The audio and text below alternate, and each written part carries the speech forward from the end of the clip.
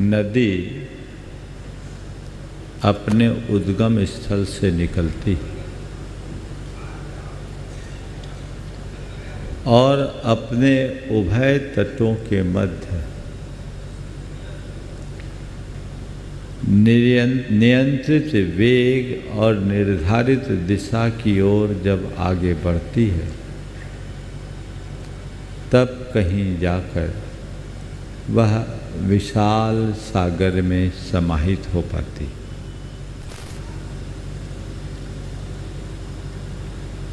यदि नदी अपने किनारों का उल्लंघन कर दे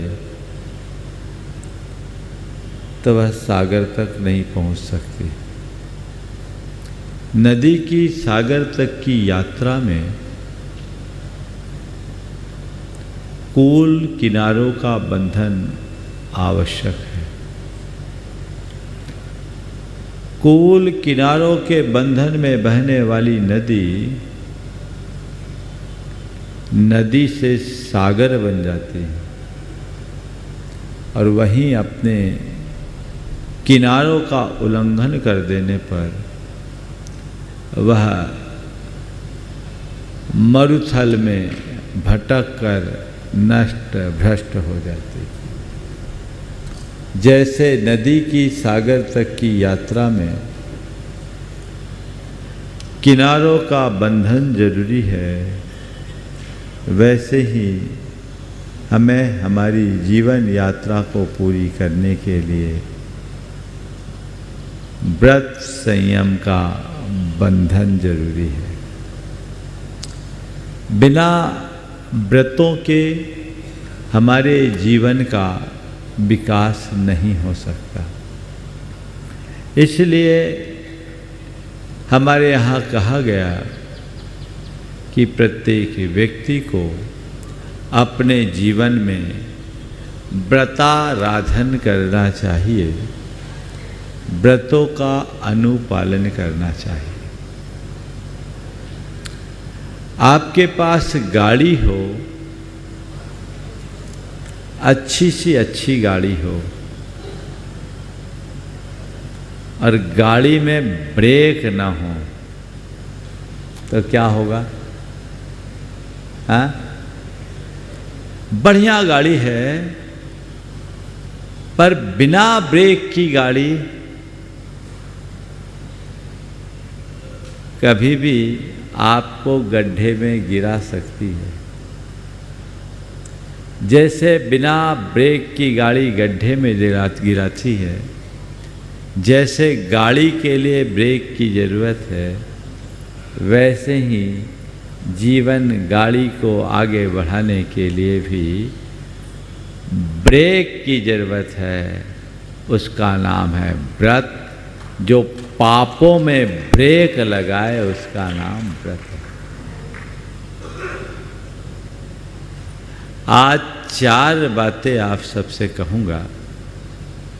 16 कारण भावनाओं में आज तीसरी भावना का प्रसंग है। शील व्रतेष्वनतिचार अर्थात निरतिचार व्रत और निरतिचार शील का पालन। पहले व्रत हो तब फिर उसके निरतिचारता की बात हो। जिनके जीवन में व्रत ही नहीं, उनके लिए अतिचार की बात क्या करूं? पहले से ही अनाचार पल रहा है। अपने जीवन को अनाचार से मुक्त करने के लिए व्रताचार अपनाना है।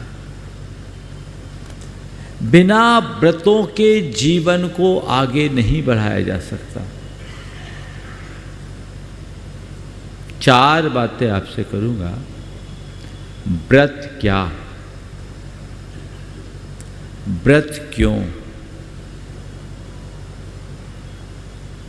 फिर व्रत का पालन कैसे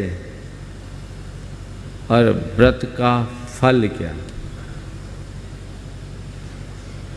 क्या बोला?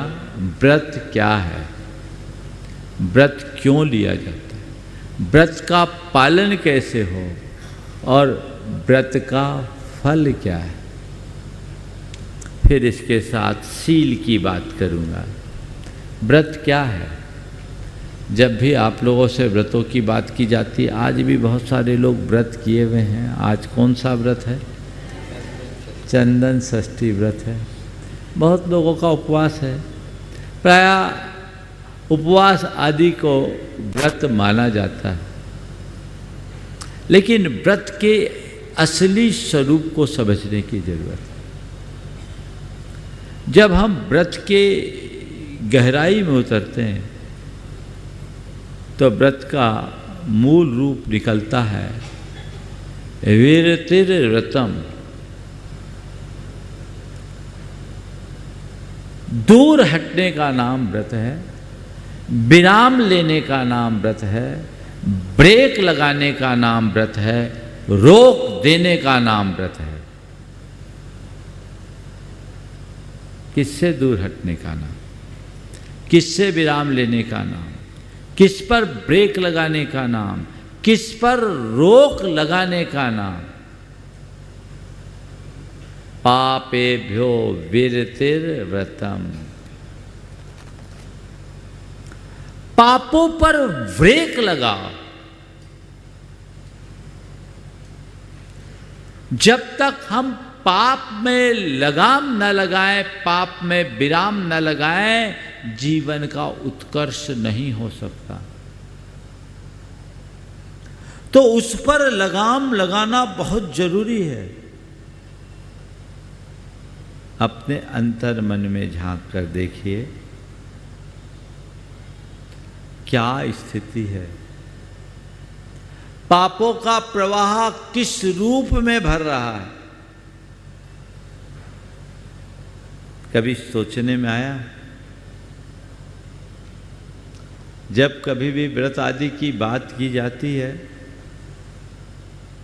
हमने उपवास कर लिया हमारा व्रत हो गया, हमने एकासन कर लिया हमारा व्रत हो गया, हमने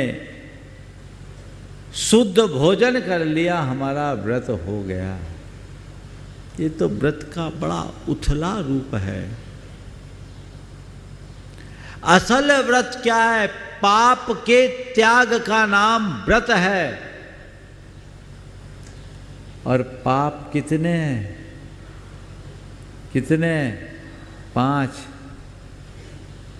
तो यदि आप व्रती बनना चाहते हो तो 5 पापों का भले ही आंशिक रूप से ही सही त्याग होना चाहिए। हिंसा का, झूठ का, चोरी का, कुशील का और परिग्रह का। ये हर मनुष्य के जीवन में किसी न किसी रूप में होना ही चाहिए।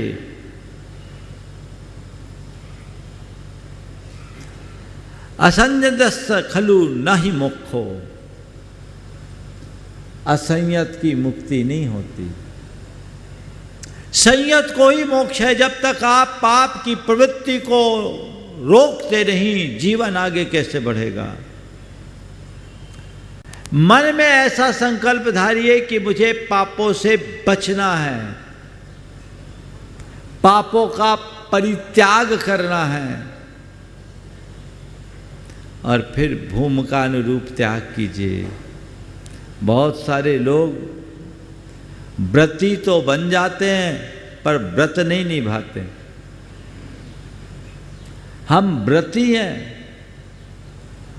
16 का भोजन कर रहे हैं, लेकिन हिंसा में कोई कमी नहीं, झूठ बोलने की मशीन बनी हुई है, चोरी फरीबी से कोई परहेज नहीं, शील संयम की कोई परवाह नहीं, और परिग्रह की लालसा का कोई अंत नहीं।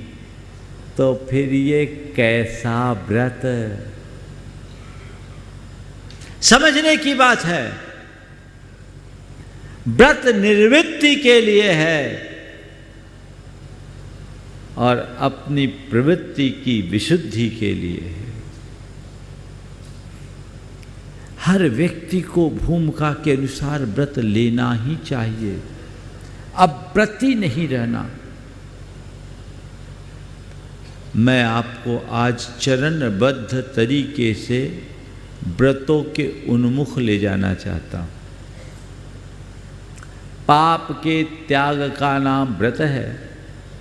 पूरे पापों को त्याग दोगे तो महाव्रती, और आंशिक रूप से त्याग करोगे तो अनुव्रती। मैं चाहता हूं आज आप सबको अनुव्रती बना दो। बनना चाहोगे? चाहोगे? और मेरे हिसाब से चलोगे तो सब अनुव्रती बन सकता है। धर्माचरण का दायरा बहुत व्यापक है। कई बार लोग बोलते हैं हम आज ले नहीं सकते क्योंकि जमाना अलग है, हम व्रती बन जाएंगे तो हमारा कैसे चलेगा। ध्यान रखना, धर्म के अनुपालन में देश काल की परिस्थितियां कभी बाधक नहीं बनती। बाधक बनती है हमारे मन की दुर्बलता अथवा निष्ठा की कमी।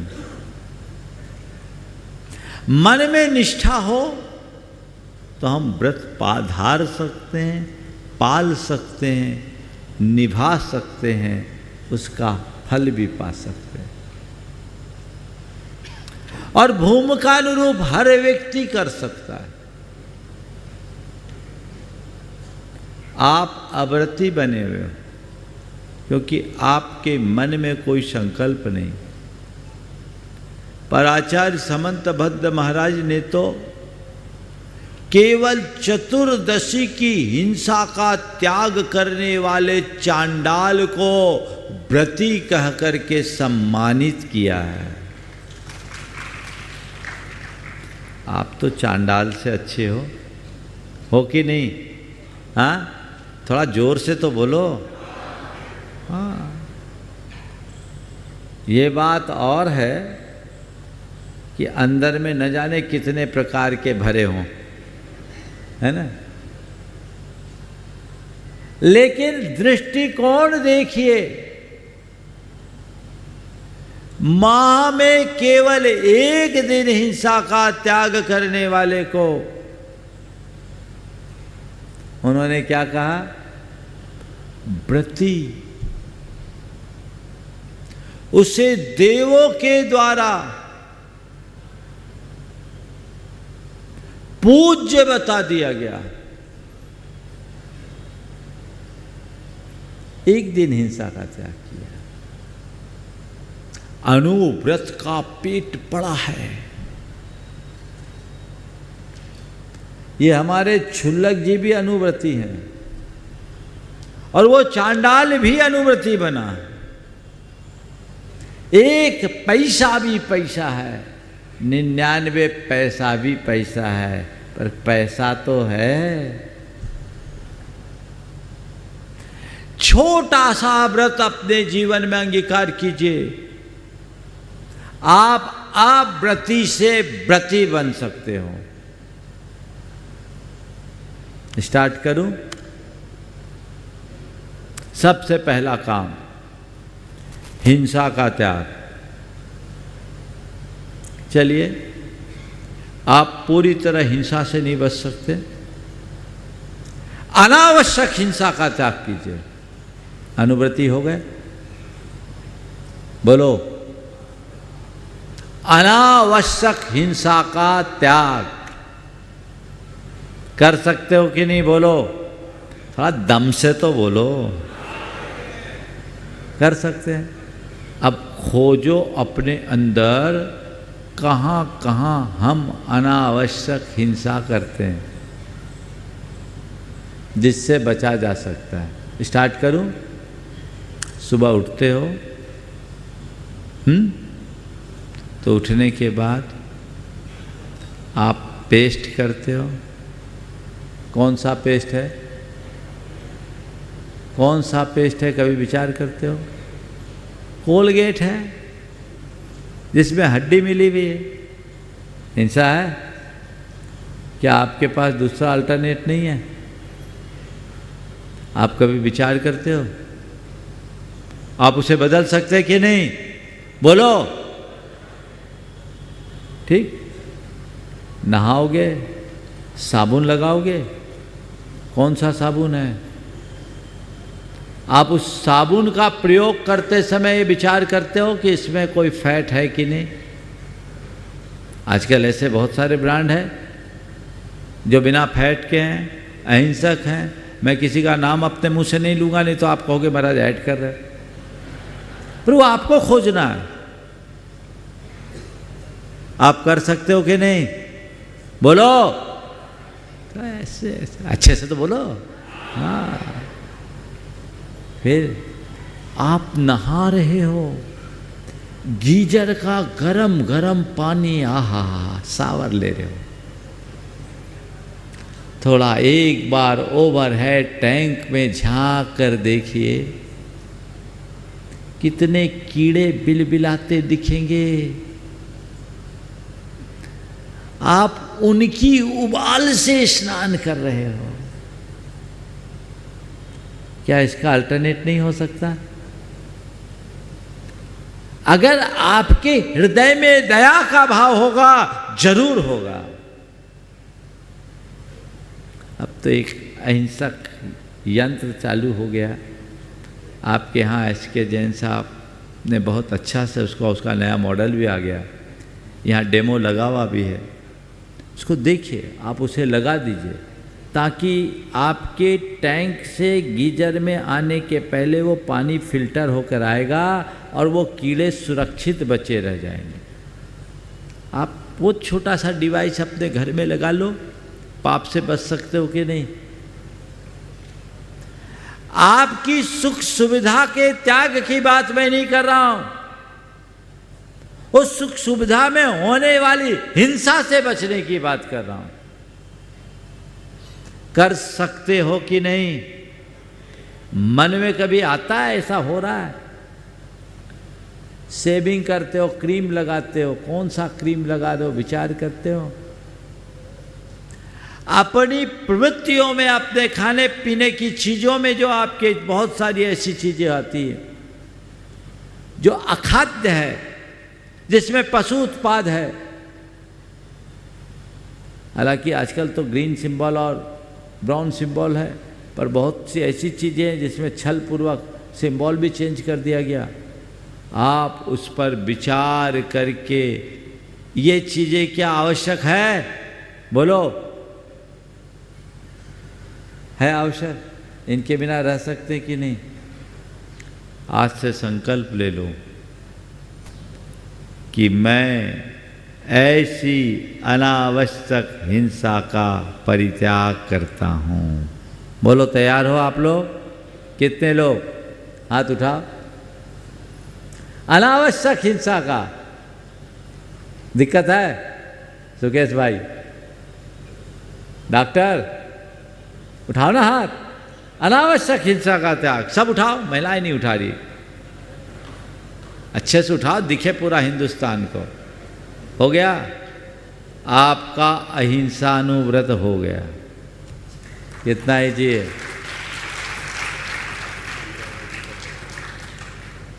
अब इसमें जूते पहने हो, जूते पहनो, पर चमड़े का नहीं पहनेंगे।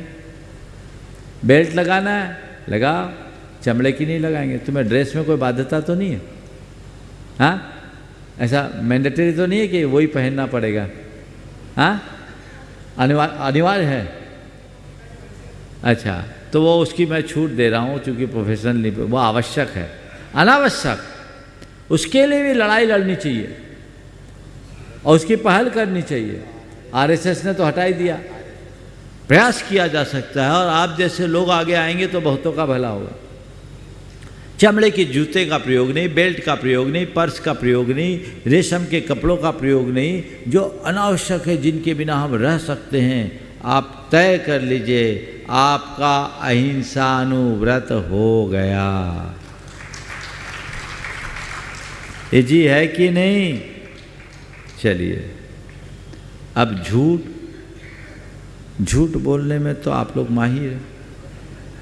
एक बार किसी ने पूछा, आपने झूठ बोलने की मशीन देखी है? बोले हाँ देखी है। बोले झूठ बोलने की मशीन देखी? बोले देखी। बोले कहाँ? बोले मेरे घर में ही है। तो घर घर में झूठ बोलने की मशीन है। आपसे मैं कहता हूँ चलो झूठ बोलने से नहीं बच सकते, मैं भी उसको गौन करता हूँ, इतना तय कर लो, अनावश्यक झूठ नहीं बोलेंगे। वहीं झूठ बोलेंगे जहां झूठ के बिना काम नहीं चले। बोलो कर सकते हैं कि नहीं? हिसाब लगाना, बिना मतलब की झूठ आप ज़्यादा बोलते हो। जहां आराम से आप सच बोले तो भी आपका काम चल सकता है, बल्कि आपकी प्रतिष्ठा बन सकती है। लेकिन अपनी सेखी बघारने के चक्कर में कुछ लोग झूठ बोलने के आदी होते हैं और झूठ बोलते हैं, और एक झूठ को छिपाने के लिए फिर 10 झूठ और बोलना पड़ता है। शायद 10 में कम बोल रहा हूँ, 100 बोलना पड़ता हो। अरे भैया, झूठ बोलकर उलझने की अपेक्षा सच बोलकर आनंद से क्यों नहीं रह सकते कि नहीं? बोलिए। तो आप झूठ से परहेज करने को राजी हैं? बोलो कितने लोग? आप लोगों के हाथ में लगता कुछ दर्द है, अच्छे से तो था ऐसे। हाँ, अनावश्यक झूठ नहीं बोलेंगे। चला, तैयार हैं आप लोग? और इसमें एक बात और ध्यान रखना, जहां आवश्यक हो वहीं झूठ बोलेंगे, और ऐसा सच भी नहीं बोलेंगे जिससे किसी पर विपत्ति आए। सत्य व्रत बहुत बड़ा है।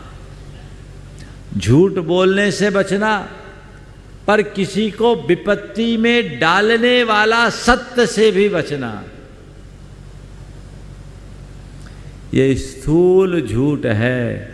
त्याग करने को राजी? ठीक है, बोलो बोलो महाराज, हम अनावश्यक झूठ का त्याग करते हैं। आप सत्यानुव्रती हो गए। हो गया? चलो, अब चोरी है। किसी के यहाँ डाका डालने का इरादा है? किसी के यहाँ सेंध मारने का मन है?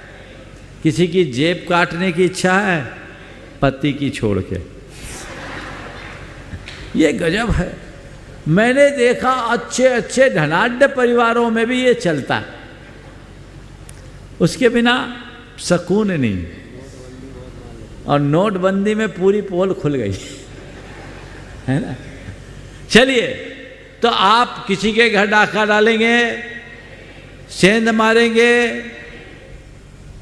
जिसको स्थूल चोरी कहते हैं, जेब काटना, ताला तोड़ना, सेंध मारना, डाका डालना, ये सब स्थूल चोरी है। इस चोरी का हम परित्याग करते हैं। शुरुआत तो हो। अब कुछ चोरियां हैं आप लोगों की जिसमें आप लोग बहुत माहिर हो, उसको मैं करने की परमिशन नहीं दे रहा हूं, पर मैं इतना कह रहा हूं कि शुरुआत तो करो।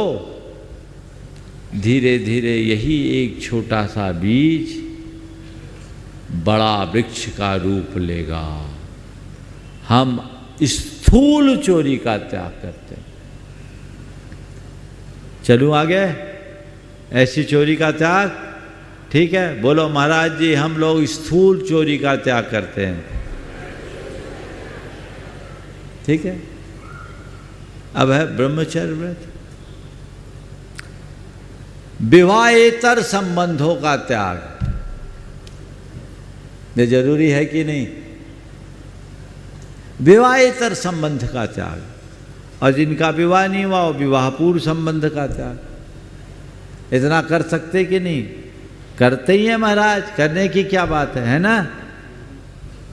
तो संकल्प लेने को राजी हैं? बोलो। हाँ, तो बोलो महाराज हम विवाहेतर और विवाह पूर्व संबंधों का त्याग करते हैं। बोलो, हम विवाहेतर और विवाह पूर्व संबंधों का त्याग करते हैं। विवाहेतर का अर्थ नहीं समझे? अपनी पत्नी या पति के अतिरिक्त अन्य किसी के साथ हमारा कोई रिलेशन नहीं रहेगा, यही तो है। इसी को बोलते हैं यौन सदाचार। क्या बोलते हैं? यौन सदाचार। ठीक है, तो बोलो, तैयार हो आप लोग? बोलो महाराज हम यौन सदाचार का व्रत लेते हैं। बोलो एक साथ, हम यौन सदाचार का व्रत लेते हैं। हो गया चौथा अनुव्रत, हो गया ब्रह्मचर्य अनुव्रत। पांचवा क्या है? परिग्रह परिमाण व्रत, सबसे टेढ़ा व्रत।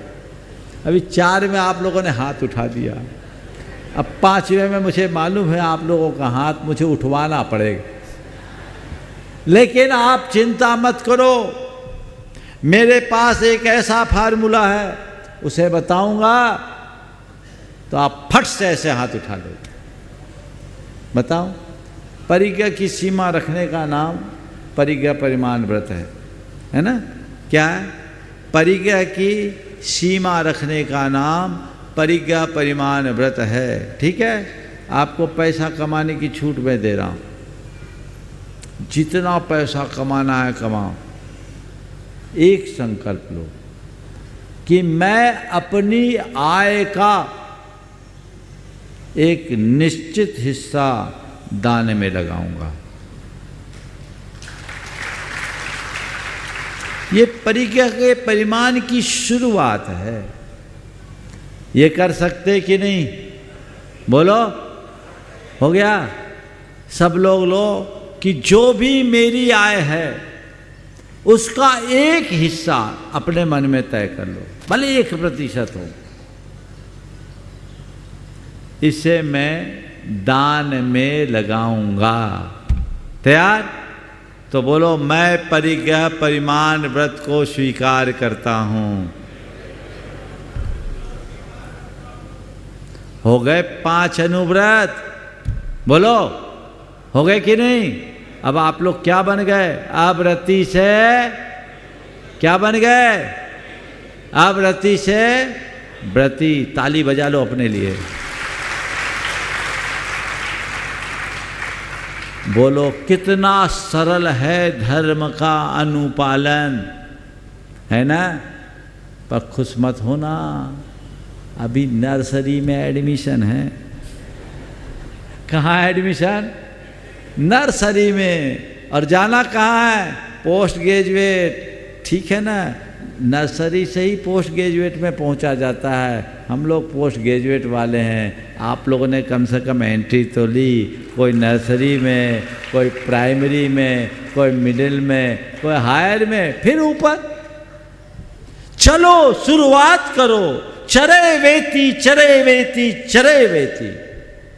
हमेशा एक बात ध्यान रखना, हजारों मील की चर्चा करने वाले एक कदम भी नहीं चल पाते। हजारों मील की चर्चा करने वाले एक कदम भी नहीं चल पाते, और एक एक कदम चलते चलते हजारों मील चला जाता है। ये पहला कदम तुम्हें मुक्ति तक पहुंचाएगा, मुक्ति तक पहुंचाएगा। भगवान महावीर के अतीत को देखो। पुरुरवा भील की पर्याय में, जिसका काम जानवरों को मारना और राहगीरों को लूटना, ये नित्य का काम था, उस पर्याय में मुनि महाराज से एक संकल्प लिया, एक व्रत लिया कि आज से मैं हिंसा का त्याग करता हूँ, किसी प्राणी को नहीं मारूंगा, वो अहिंसा का बीज उस भील के हृदय में ऐसा पनपा कि वही भील आगे चलकर भगवान महावीर बन गया। तुम लोग हल्के में मत लेना मेरी बात को कि महाराज ने तो बहुत सरल सरल व्रत दिया। ये सरल व्रत भी पूरे जीवन को ऊंचा उठाने में कारण बनता है, बशर्ते निष्ठा से पालन करो। खदीर साल भील ने केवल कौवे के मांस का त्याग किया था और बाकी मांस खाता था, लेकिन प्राणपण से उसने इसका पालन किया और स्वर्ग का उत्तम देव बन गया और आगे चलकर उसने अपना कल्याण कर लिया। समझिए, तो ये व्रत है अनुव्रत। नर्सरी में एडमिशन तो लिया, अभी तक तो स्कूल से ही बाहर थे आप लोग। आगे बढ़े, फिर हर साल तो ऊपर होते हैं ना, होते कि नहीं होते? पर आप लोगों में कई ऐसे हैं जो 80 साल के हो गए, अभी भी नर्सरी में हैं। R.K. जैन साहब बोल रहे थे मैं 85 का हो गया। क्यों? 87? तो अब ऐसे तो प्रोफेसर रहे। हाँ, कहते हैं हमारे पास बैठे हैं एस जयशंकर को पढ़ाने वाले, एक बार उनका स्वागत कर दो, खड़े हो जाओ भाई। Doctor R.K. जैन साहब अपने गुणायतन के शिरोमणि संरक्षक है। खड़े रहे, देखने दीजिए, आपको देखा नहीं लोगों ने, एक बार जोरदार अभिनंदन। 87 साल के जवान हैं।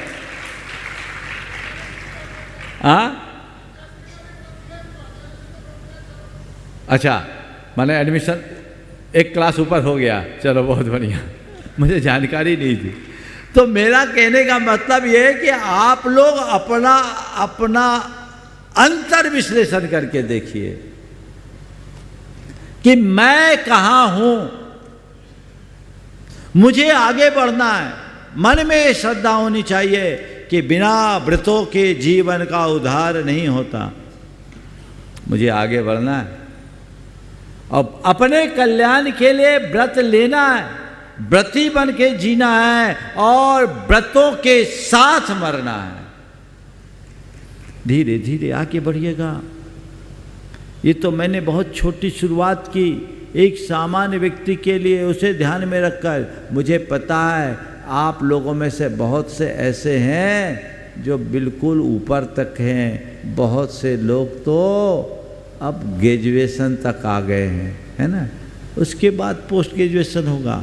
स्टेप बाय स्टेप चलना शुरू कीजिए, आगे बढ़ना शुरू कीजिए। ये व्रत लेने का उद्देश्य यही है। व्रतों के बिना वृत्तियों का परिष्कार संभव नहीं है। अपनी वृत्तियों को परिष्कृत करना चाहते हैं, व्रतों को धारण कीजिए, व्रतों का अनुपालन कीजिए, लक्ष्य बनाइए, पुरुषार्थ जगाइए। मुझे व्रती बनना है, व्रत लेना है और व्रत के साथ ही ये शरीर छोड़ना है। मुझे मरना नहीं है, मुझे देह परिवर्तन करना है। मरना तो मुझे है ही नहीं, और मरने वाला तो मैं हूं ही नहीं। मैं तो अमर हूं, अजर अमर अविनाशी आत्मा, उसे पहचानो। और शरीर छूटे तो छूटेगा ही, मैं छोड़ूंगा तो छूटेगा, न छोड़ूंगा तो छूटेगा, पर मुझे अपने शरीर को ऐसे नहीं छोड़ना। मुझे बुद्धिपूर्वक व्रतों के साथ देह परिवर्तन करना, ऐसी दृष्टि अपने भीतर जगाइए। साधु संतों के संपर्क में रहने के बाद, जो व्रतों की प्रतिमूर्ति है, उनके सानिध्य में रहने के बाद भी यदि व्रतों से अनुराग नहीं जगा तो हमने अपने जीवन में कुछ भी नहीं पाया। आप लोग गुरुओं का आशीर्वाद चाहते हो, सोचते हो हम गुरुओं का आशीर्वाद पाकर निहाल हो जाएंगे। अच्छा है, लेकिन गुरुओं के आशीर्वाद से क्या चाहते हो? जिसे उन्होंने छोड़ा वो चाहते हो?